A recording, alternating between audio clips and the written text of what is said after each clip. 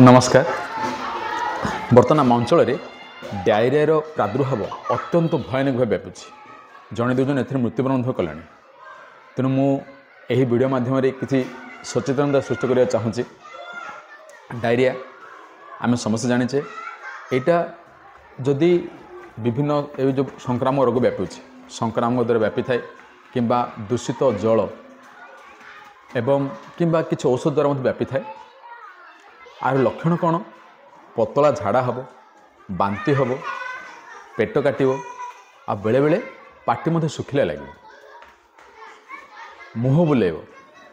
ये सब लक्षण गुड़ाक तो आम कौन करिपरिबा जदि आमे शौच आमे शौचालय गले शौचालय आसिया परे हाथ गोड़ मुह भल भाव धोइबा।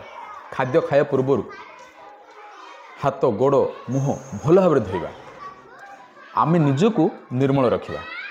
जल गरम पानी फुटेकी पीवा। पानी वर्षा दिन जल दूषित होबार संभावना अधिक।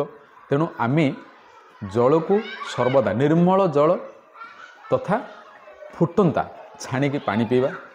खाद्य बाछि खाइबा जोड़ा आम शरीर ग्रहण कर पारथो। अधिक भजा किंबा अधिक जो चिप्स जो कहते किंबा गरिष्ठ खाद्य ग्रहण करवा ना। हालुका खाद्य ग्रहण करवा। यदि पतला झाड़ा होची आमे तापे डाक्तर परामर्श नहीं औषध खाइबा। निजको तथा निज परिवेश को सफा सुतरा रखिबा।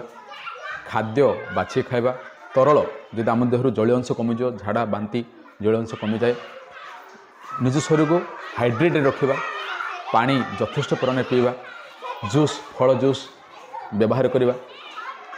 यह द्वारा आम शरीर जो जलक्षय होची ताहा भरणा हो पार। निर्मल जल पीवा, फुटंता जल पीवा किंबा जूस कर पीवा। जदि आमको टिके भल लगे झाड़ा कठिन होला परे आमे फल किंबा गरिष्ठ न होइतिबा खाद्य सिझा होइतिबा खाद्य ग्रहण करवा। निजे सुरक्षित कर रहिबा, अन्य को सुरक्षित कर रखिबा। नमस्कार। आशा करुछि आम समस्ते आकु जागृत नेबा, निज शरीर को जागृत नेबा, निज परिवेश को जागृत नेबा, निज समाज मंगल करवा। जय जगन्नाथ। समस्त लोक सुखी न भवन्तु। समस्त लोक सुखी न भवन्तु। ए वीडियो को दयाकोरी शेयर करंतु।